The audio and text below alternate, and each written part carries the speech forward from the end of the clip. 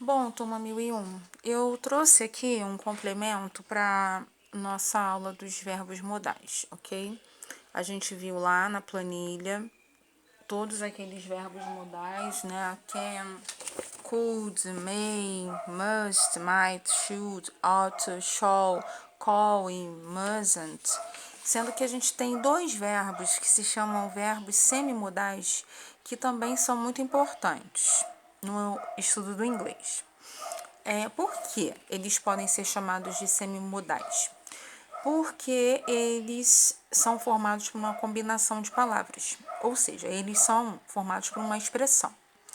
Eu trouxe dois que são os mais importantes e são os que eu vou trabalhar com vocês durante esse bimestre, em adicional aos modais que nós já vimos na nossa aula anterior.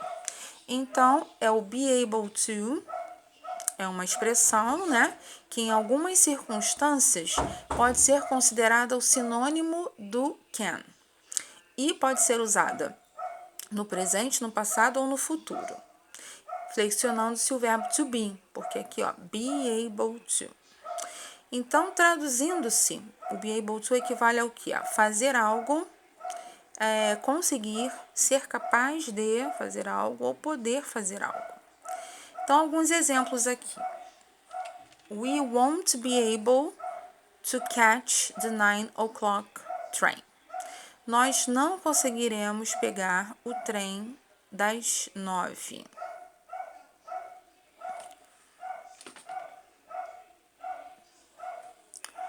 Então, nós não conseguiremos. We won't be able. Esse won't é igual ao will not.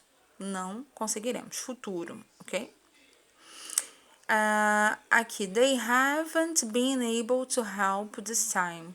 Eles não conseguiram ajudar desta vez. E o outro é o have to, que ele expressa necessidade ou obrigação. É o ter que. Pode-se flexionar-se no presente, no passado e no futuro. Então, temos exemplos aqui. Students have to wear a uniform. Estudantes têm que usar um uniforme. She has to finish all the reports today. Ela tem que terminar todos os relatórios hoje. Eu deixei um link aqui muito legal que ensina a usar o be able to com mais exemplos. Você pode acessar aqui, é em português, tranquilo. E eu vou voltar no livro, vou dar uma pausinha aqui, voltar no livro para gente para propor para vocês algumas atividades para a próxima semana. Bom, então retornando aqui na página 125, leitura e compreensão de texto, o livro traz umas dicas de leitura, né? Esse livro do ensino médio ele é muito voltado para a questão de interpretação de texto, e o livro traz dicas muito valiosas com relação à interpretação de texto, como você vai ler um texto de uma forma dinâmica. Então, ele coloca aqui algumas dicas para você melhorar a sua habilidade de leitura em inglês, né? Fazer anotações com a tradução e os sinônimos das palavras em inglês. Ter um caderno onde você possa escrever essas anotações. Isso é muito importante.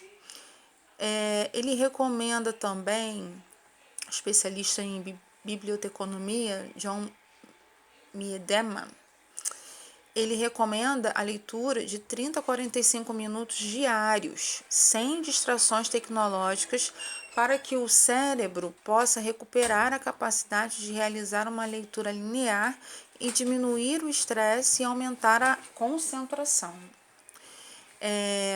Também, ao ler, né, os textos ou as provas, ele diz para você ler e reler a pergunta antes de buscar a resposta no texto. Isso aí para a prova é muito importante, né?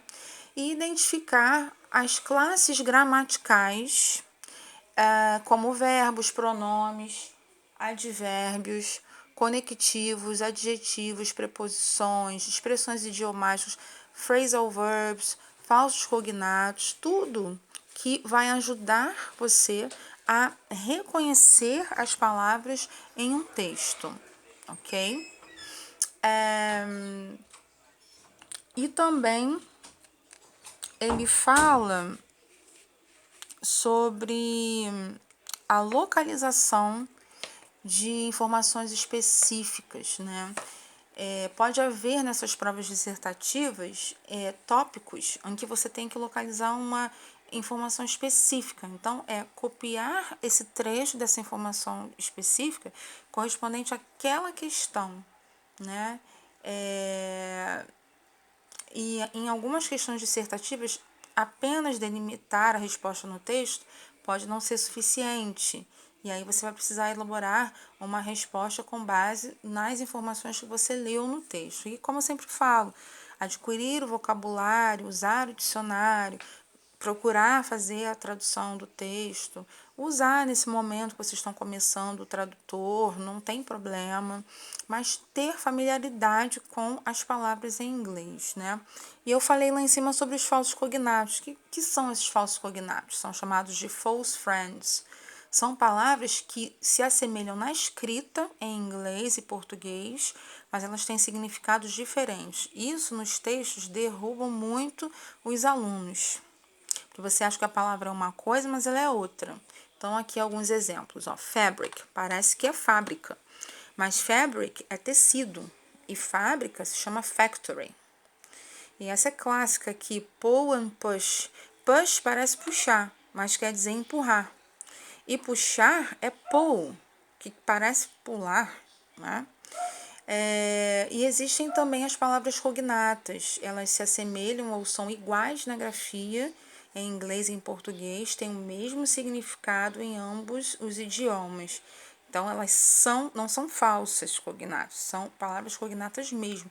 Elas têm a mesma grafia e o mesmo significado, como chocolate, taxi, music, minute, restaurant, information, emotion. Eu vou passar para casa algumas atividades. Então, aqui, ó, atividade discursiva, ok? Então, para casa, nós temos a página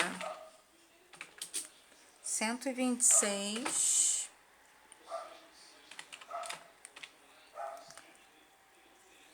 127, 128 e 129, ok? Então, para casa, as páginas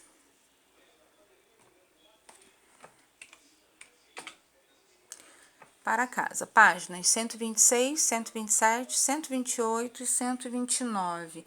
Todos são voltados para o modal verbs. Foi essa matéria que a gente viu na aula de hoje, ok?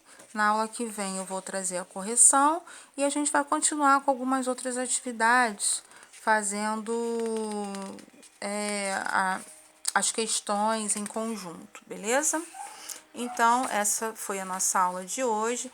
Não deixem de fazer as tarefas de casa, não deixem de assistir aos vídeos, fiquem em contato, não deixem de ter um tempo de estudo, organiza aí, são muitas matérias, eu sei, mas não deixe de ver o inglês também, tá? Porque em breve isso vai acabar e a gente vai retornar. Beijo grande, turma. Bye, bye.